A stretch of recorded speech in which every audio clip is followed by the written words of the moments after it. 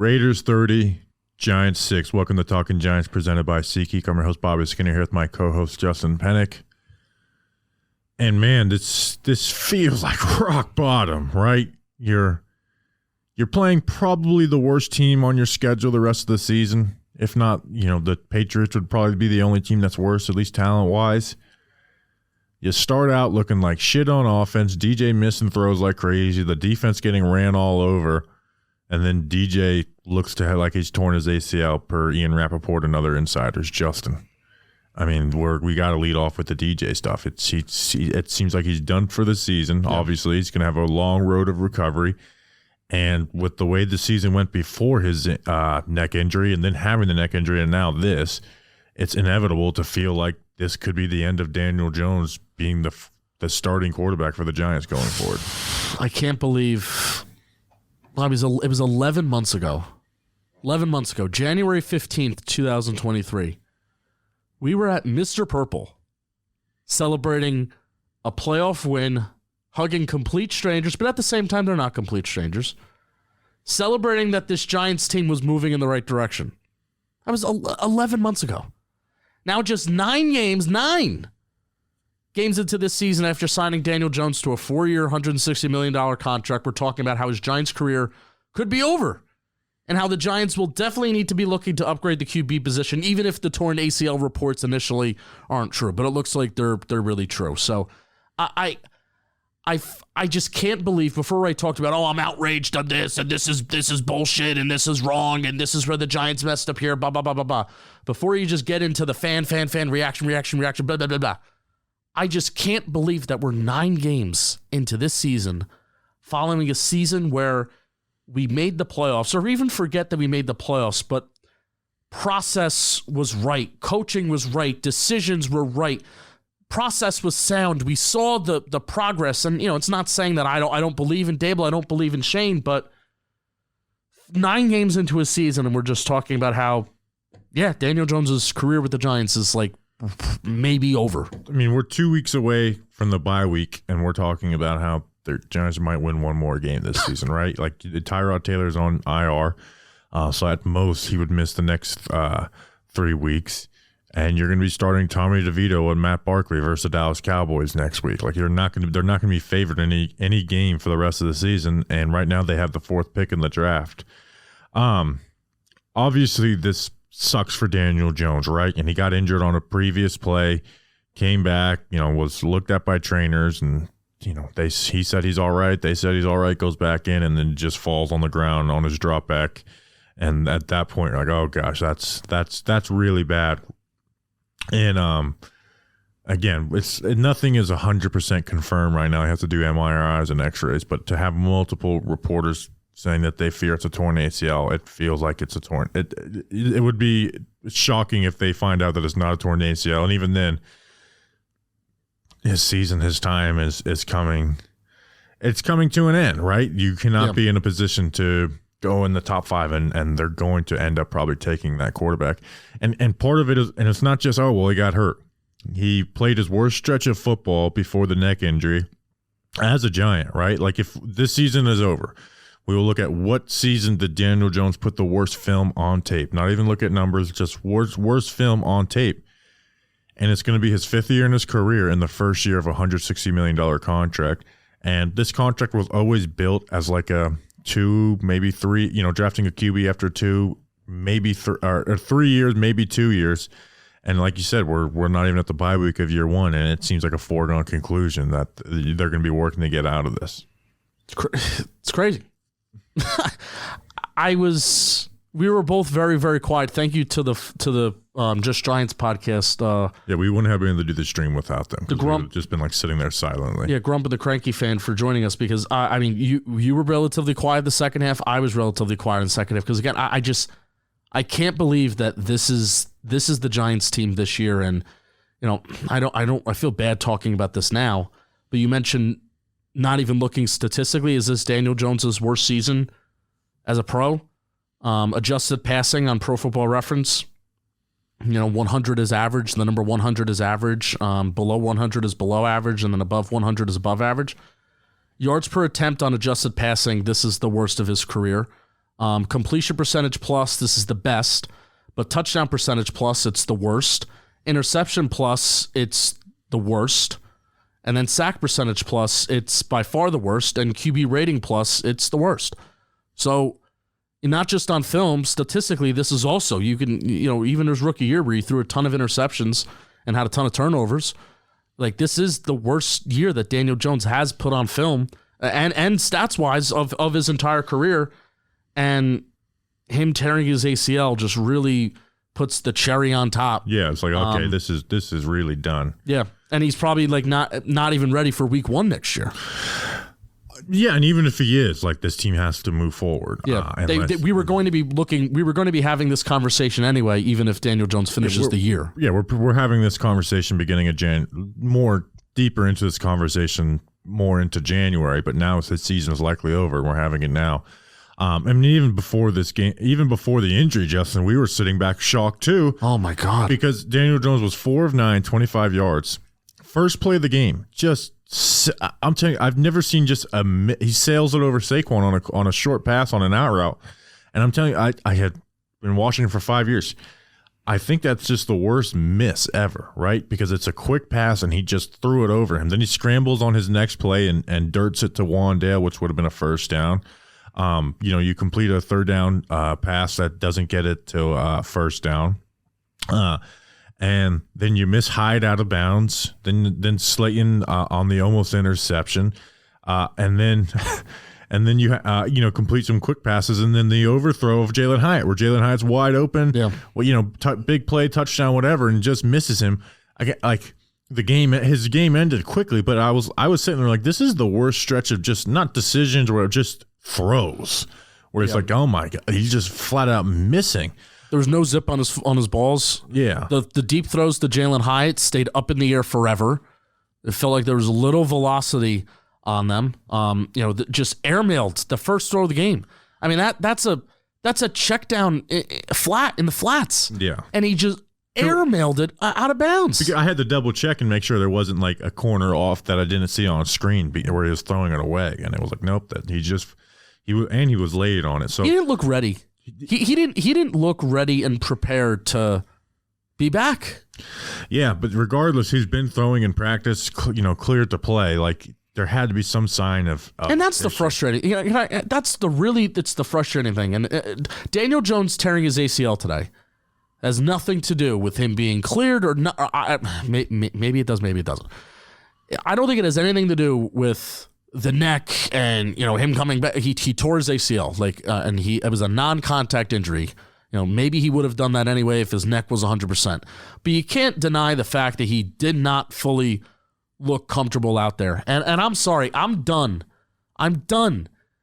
giving this. They don't deserve the benefit of the doubt anymore, Bobby. The reporters aren't there. So that's all. That's partially the problem, is that the reporters get a very limited view of what Giants practices are. They don't see the large majority of the team portions. It's also on the beat reporters to do the work and to actually get in there and to actually find out what the fuck is going on, because it was Diana Rossini who, it's a throwaway point in her article on Saturday afternoon, Saturday night. Yeah. It's a throwaway point in her article that Daniel Jones isn't 100% yet, and that was news to all of us. And that's like, whoa, well, this is actually a pretty big deal. The fact that he's cleared, but he still is maybe feeling a little bit of pain in his neck. Throwaway line by Diana Rossini, but not on top. But our beat reporters aren't on top of it. Anyway, I'm done giving this coaching staff the benefit of the doubt when it comes to management of injuries, because you saw it with how they managed the whole Daniel Jones thing from the Commanders game to the Jets game, the Friday doctor's appointment to the Sunday morning doctor's appointment. You saw how they managed Andrew Thomas, even though he had a setback, and they played Andrew Thomas for an extra 3 quarters when they didn't need to play Andrew Thomas for an extra 3 quarters. And then you saw how they just managed the Graham Gano situation, lost us the Jets game. I'm done giving them the benefit of the doubt. I'm done. Yeah, I don't have much to add to that. It's just injuries and just guys not stepping up. It's just been the worst case scenario for this season for the Giants. Right? Like, this game that the Giants got their ass kicked by the Raiders was Saquon Barkley's best game as a Giant this season, right?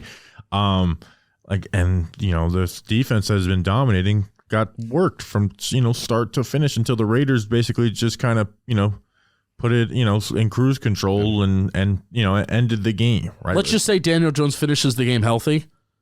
I'm way more disappointed in the defense that's been a top 5 unit in the NFL over the last month than I am in Daniel Jones necessarily. I would be more, if he continued to play like that, I'd be more disappointed in Daniel Jones. But, I mean, it's just disappointment all around. Right. I don't even care about the defense. Yeah, I mean. Daniel Jones tore his ACL. Yeah, it's just Raiders are probably the least talented team that you'll play outside the Patriots for the rest of the year. Now they had the interim coach. And they kicked their ass. Oh, yeah. It was kicked their ass. It was never even close to a game after their second touchdown.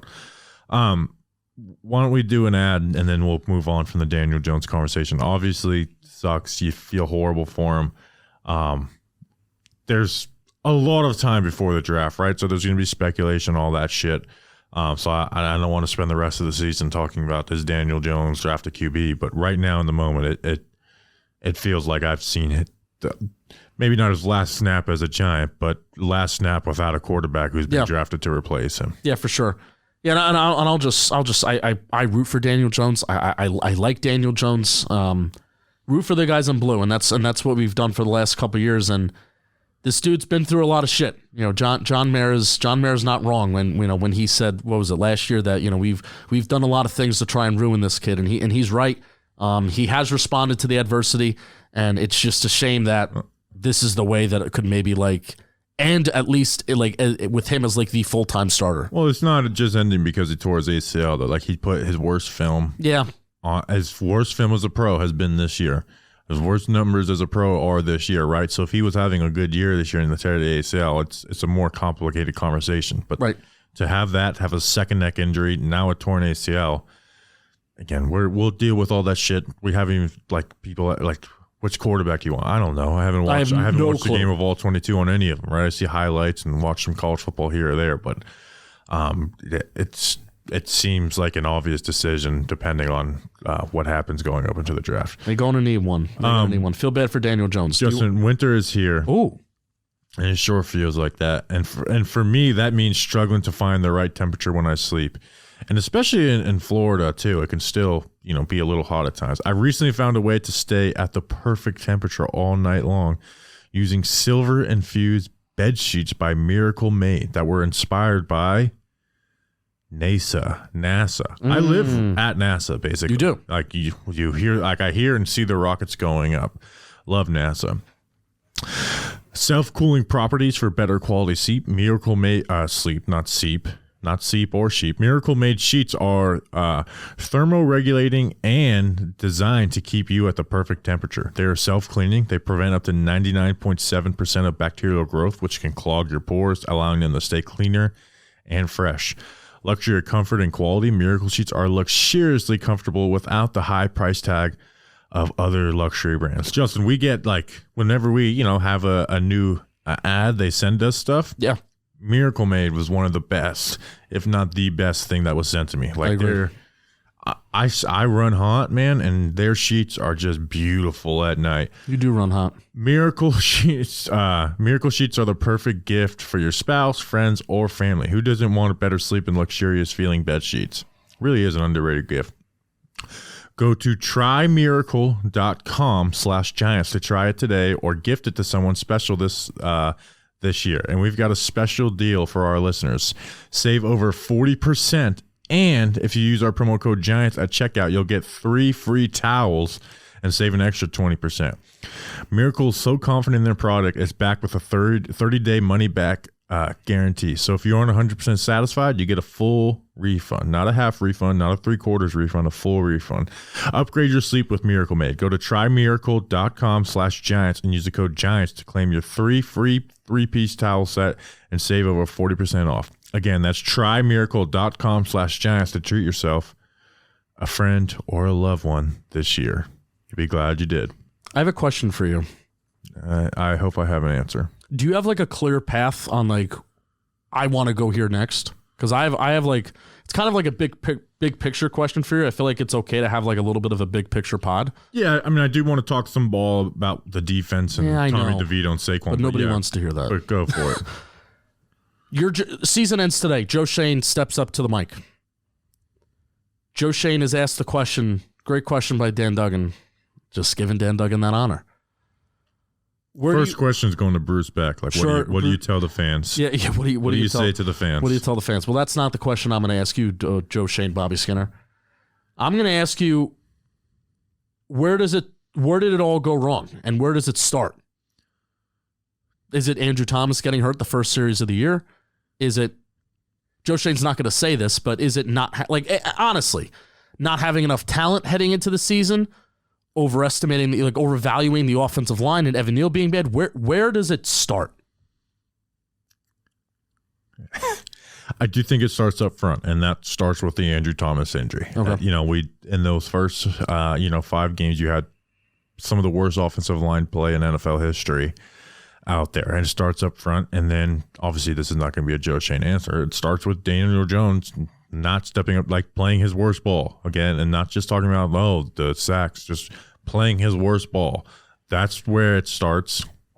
I mean, it kind of all trickles down from there. Like the offensive line without Andrew Thomas, and then Daniel Jones not being able to, take what's there, make plays outside of those offensive line issues, right? And then it starts up front with not just Daniel Jones, the running game, right? You have Saquon Barkley, and you've had a very inefficient running game all season long. So it does start up front, and then that trickles into everything. And defensively, you've gotten about 50-50 with good performances this year. Did he speak in the bye week during the bye week last year? I think he did, right? I don't think he did. No? He may have, but he didn't. I thought he would this year because of the Leonard Williams trade, but he didn't. Well, the bye week. The bye week. Oh, yeah. I don't remember, to be honest. I don't think he's going to be running to the podium either, though. I'm really again, they're not going to tell us anything. Joe Schoen does give some nuggets, like the nuggets of the Daniel Jones love last year, and the Saquon Barkley kind of like dismissal, like that we saw that was actually true, and that's like reflective in contract negotiations. The Dexter Lawrence love, that was reflected in contract negotiations. That we're going to look to extend Dexter. I'm really not even hearing what he has to say. Am I interested? Man, do I want to be a fly on the wall and hear, like, are they like totally? They have to be surprised by it being this bad. I mean, there's the worst real cynic with realistic expectations. No one could expect it to be this bad. But they also were very ho-hum last year about their team. Like, Joe Schoen was not talking about this team during the trade deadline last year, so he did speak during the trade deadline last year. He did not speak. So he did speak during the trade deadline last year, because that's where all the quotes came out about Joe Schoen was very ho-hum, not shopping hungry, and talking about how even looking at the one possession games and a lot of what the negative Nellies were doing last year about the Giants were how many one possession games away from being a below 500 team. Joe Schoen talked about that. So I'm really like interested to hear how they evaluate this roster and how far away do they still think that they are. It's such a complicated, nuanced conversation that I would like kill to be a fly on the wall right now. Like what he actually thinks. I think he's thinking about a quarterback, to be honest. Yeah. Which is, again, that's not going to fix this team, but it does start kind of over, which fucking sucks. So we're talking about big picture, and this is big picture. So obviously, every loss there will be Brian Daboll vitriol and hate, right? And it's always more complex than how you're feeling Sunday night after a game. Do you come away from this game with like any takeaways from Brian Daboll? The one thing I would point to is the 2 4th-and-1 false starts, right? Like that does speak to discipline, and I don't look at that stuff and directly, like at the end of the day, the player is responsible. But again, you're the coach too, and you're responsible for the player. And then the tush push, which even if they got that, I don't like doing that. especially with the way they actually were running the ball in the game, and Daniel Jones coming off of a freaking neck injury. And also stop doing it just because the Eagles are doing it. Yeah, you're not. There's better plays to run on 4th and 1 for the New York Giants. Yeah, that's the second time they haven't got it. And you know, Bellinger and JMS got in. Actually, JMS got injured earlier in that game. Outside of that,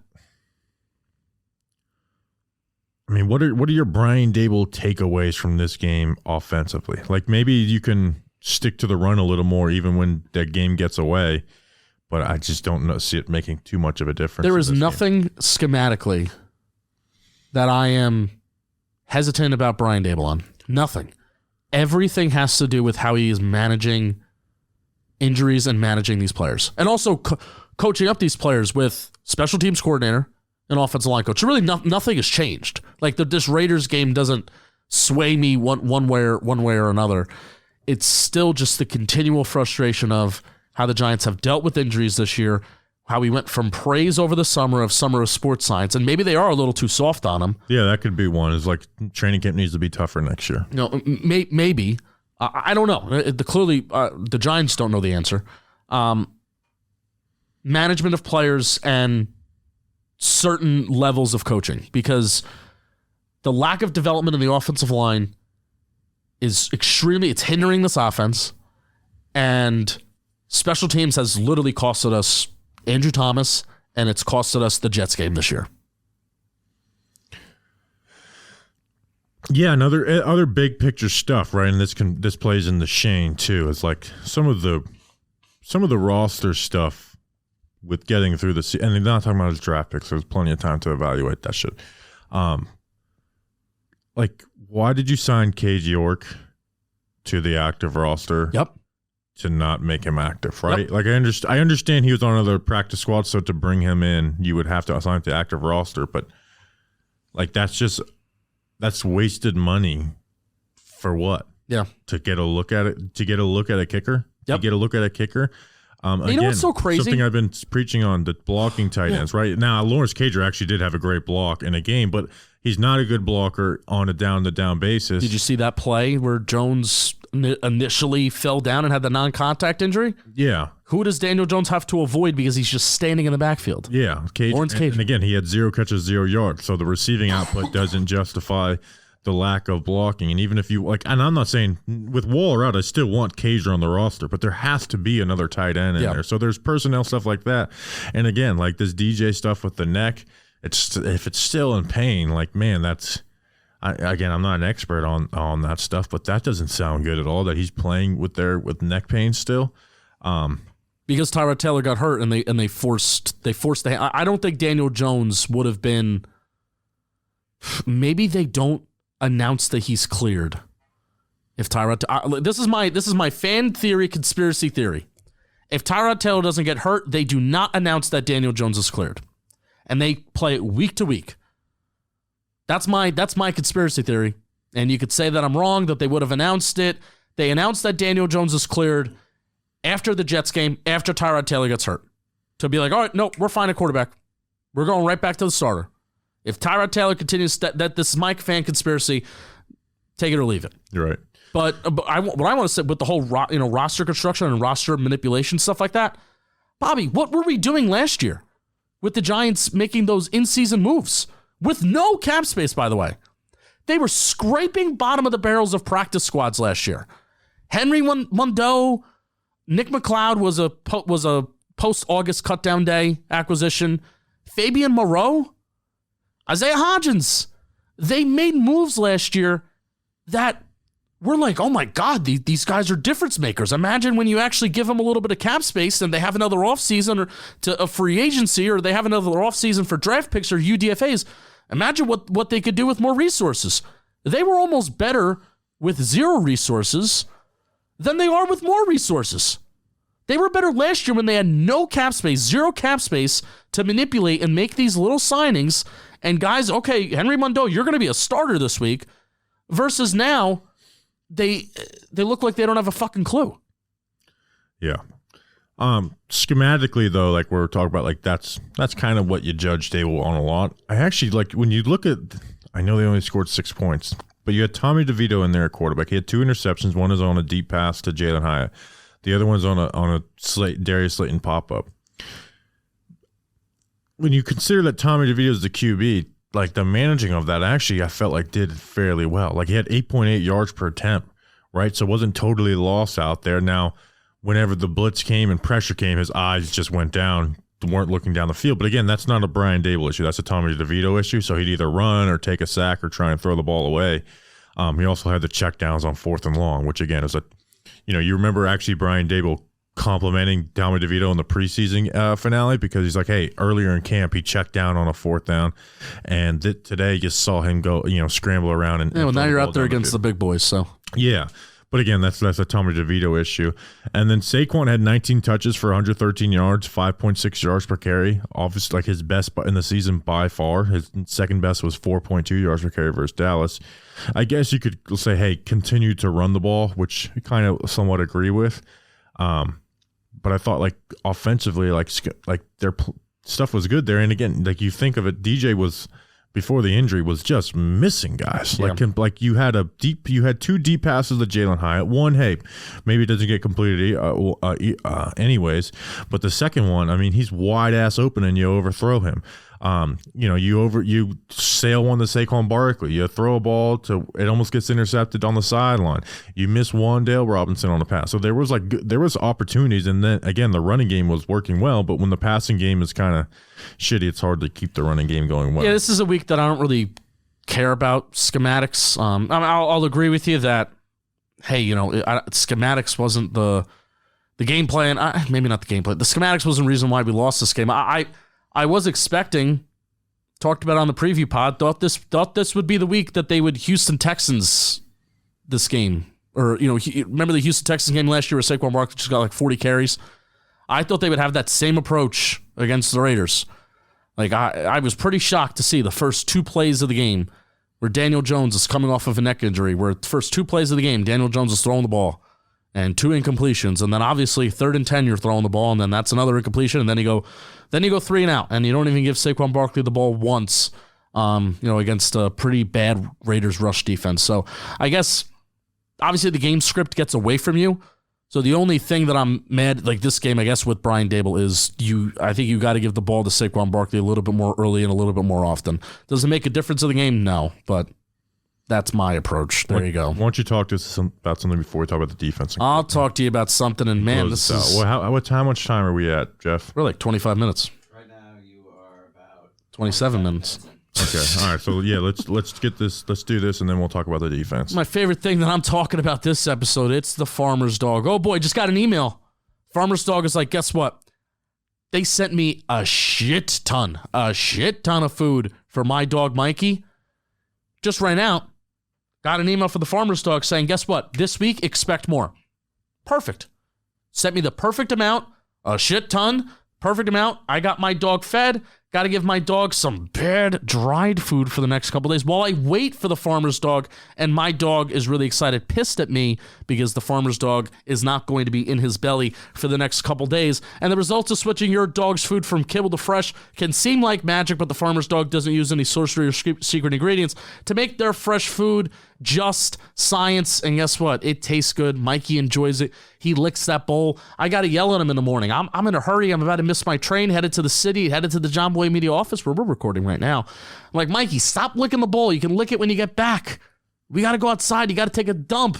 His dumps are good too. His poops are nice and healthy, nice and solid, and that's a nice little test to make sure that your dog's food is awesome. Get 50% off your first box of fresh, healthy food at thefarmersdog.com/johnboy. Plus, you get free shipping. That's thefarmersdog.com/johnboy for 50% off. Bobby Skinner, you'll be glad you did. I love telling you about my dog's poops when I read the Farmer's Dog ad. Love talking poop. NASCAR. Oh yeah, this is where we're at. NASCAR. All right, the defense. This is where, again, you're not talking big picture. What the hell? After the last 3 weeks, right? I'm not expecting them to fucking dominate every single play and every single drive, but they came out and got their ass kicked, right? The Raiders rushed for 48 yards on 5 carries on the first drive, along with a big pass where Deonte Banks gets cooked.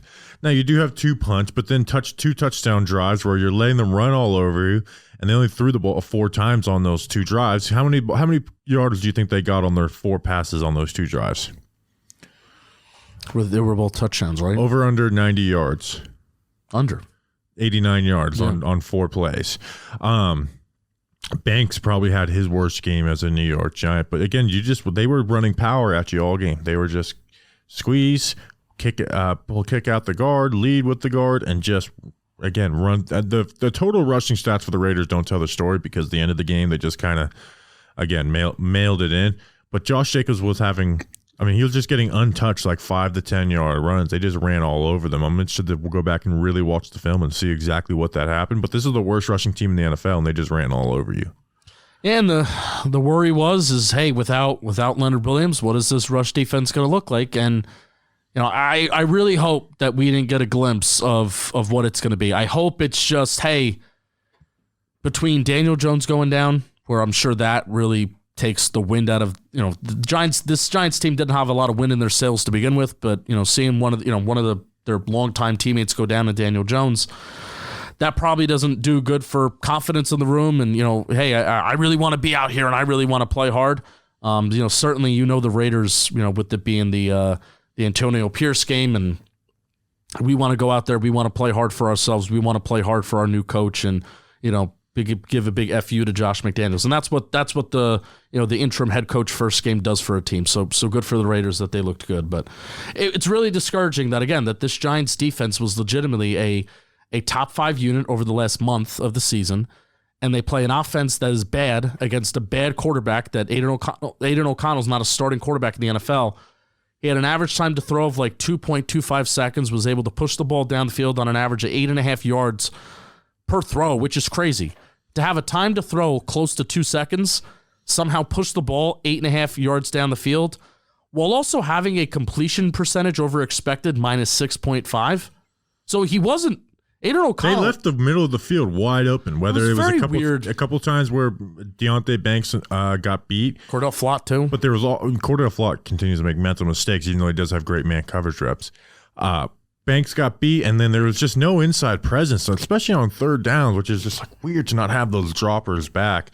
But I guess they must have been worried about like Myers and Adams on the outside, which again, I think that's when I go back and really watch this film, that's what the story will tell, because Myers and Adams, each had, one had 38 yards and one had 34 yards. So those guys didn't beat you. But you allow, a deep pass to Trey Tucker, and, the play, like the Myers 24-yard catch was just beating Deonte Banks on a slant where he just totally mistimed his jam. And then Renfro had a couple passes over the middle. They just were able to complete passes over the middle, even though they didn't complete a ton. Just left the middle of the field wide open. The pass rush wasn't there, but they did get the ball out quick. Who had the 1 QB hit? No sacks. Who had the 1 QB hit? I didn't even check the game book. Who had the 1 QB hit? I'm gonna say Micah McFadden. It was Micah McFadden. Yeah. Good job. I think he had 2 tackles for a loss in this game too, so I guess he looked good. Yeah, I'll cave on after saying that Kayvon really picking it up. Where were you? I thought he got his ass kicked in the run. It's tough when the quarterback's getting rid of the ball on an average of 2.25 seconds. So I'll give the pass there. If the court, if it's a game plan against this Wink Martindale defense that a quarterback needs to get rid of the ball quick.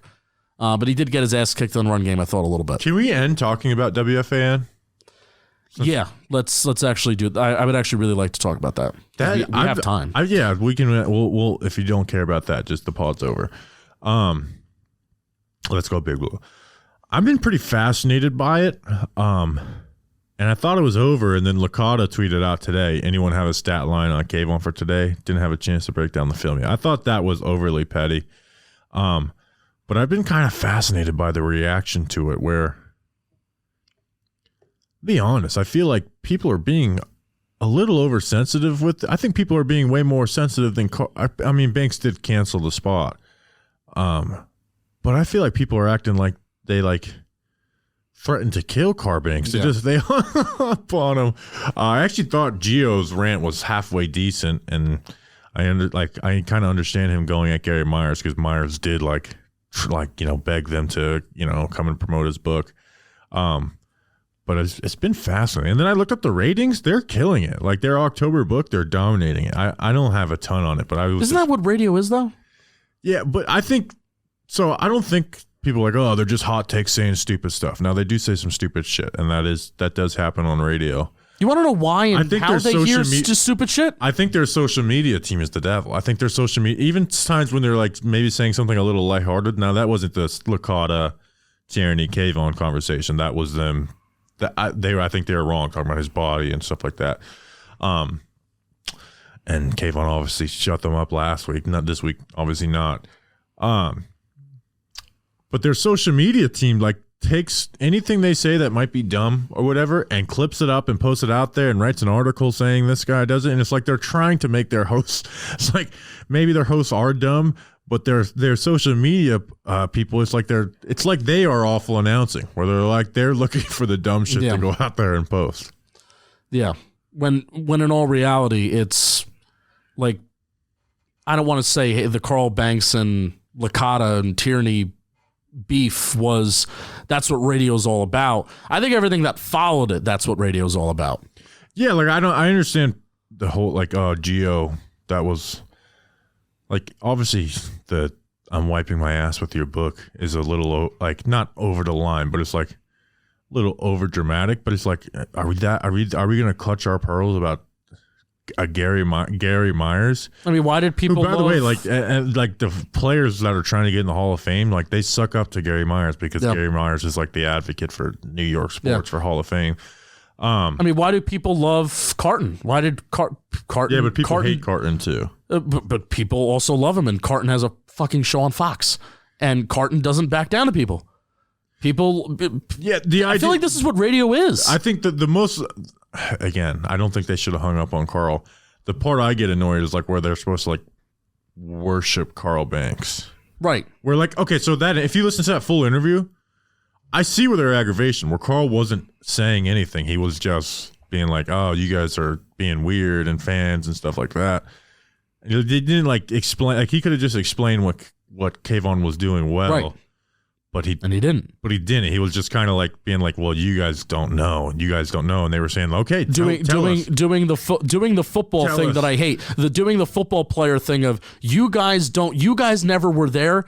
You guys don't know. But he didn't tell him. That's the thing. You could tell him. And they were trying to say, well, tell us, Carl. And Carl Banks was not telling them. I get the frustration. They shouldn't have hung up. And then Gio's rant was spot on, where it's not a very entertaining spot. It's through the Giants. But it's probably resulted in more people listening to their show than anybody would have ever. It really does. That was even before that. If you look at their October book, they're dominating ratings. And which isn't always Jets game. What did you say Monday morning? Jets game. I'm listening to WFAN the whole day, right? Yeah. So it doesn't justify saying if you're saying stupid shit on purpose and not being tongue in cheek about it. I don't care if your ratings are good. I'm not going to like you. But I think for the most part, that's not fully what they do. Obviously you have to, you have to be a little, you have to be passionate, more passionate than you would be in a regular conversation. But I think it's been pretty fascinating, where I feel like Carl's not as offended as everyone else is. Now, I wish Carl would just come out and say what he feels, though, too. Or right. Carl won't do that, which I guess is taking the high road. But I'd be much more interested if Carl just came out and said what he 100% thought of them, which is not what he's saying publicly. But I guess that's taking the high road. I'm not really going to take the high road when it comes to radio guy. But all right, that was pretty boring. I thought that'd be a little more entertaining. All right, anything else? This sucks. Yeah, it really does. I'm still not over. It's gonna take me. I'll probably get over it pretty quick. When as soon as if Daniel Jones lands on IR, and if Daniel Jones' season's over. But man, I'm still not over the excitement that we felt over the summer about this team, Bobby. And I'm still not over not having that season play out. I was really excited for this year. I was really excited for what this offense could accomplish. And even if they're 500 right now, Bobby, even if they're 500, that's all right, we're in it, man. We're in the fight. And we're going to end the year and we're going to try and, live and die with every week. And I would have been down for it, even if we're one game under 500. I'm like, yeah, let's attack November. Let's attack December. That means that the Giants' offense is average, and maybe, we're, an injury 2 away on defense from getting a guy back, and let's go. It sucks. Yeah. This sucks. I'm not on the whole. Has there been a beginning of season that's been worse than? I mean, it's basically 2017. Relative to the expectations, it's 2017 is the only season that compares, but 2016 the offense was shit. 2022 the offense was not shit. They were average in spite of a lot of other things going wrong, like the right side of the offensive line being 32nd in explosive pass rate. And besides the right side of the offensive line, they did all the things that they could have responsibly done to try and make this offense more explosive. And probably their biggest mistake was trusting this quarterback. And sorry, it's a mistake that I would have made too. So this sucks. I'm not over. I know a lot of people are like, oh, you got to talk about Daboll more fire. Be more mad at Daboll. Be more mad at this. Be more mad at that. I'll have all off season to reflect on what this team needs to do differently and what this team needs to do. And I'm still pretty sad and upset that this year did not go according to plan. We'll have a lot of time to talk about the Jets what the team needs to do. Killed me on that, and this game was just like this game was literally just beating a dead horse for me. All right, and I am that dead horse that this game beat. All right, that's an episode. But guess what? Next time I'm going to see you is for the New England game. We're winning one more game this year. Oh, that's the one win. It's the Patriots game. I'll be there playing a bad team. Patriots game. We don't even need to do a preview pod with that. That's a win. All right, that's yes. I'll see you at the end of the month after Thanksgiving. Gobble gobble. Gobble gobble. We'll be back Wednesday with the mailbag, O-line report. Andrew Thomas will be in the O-line report, so we can at least look forward to that. We'll see you then. Until then, let's go Big Blue.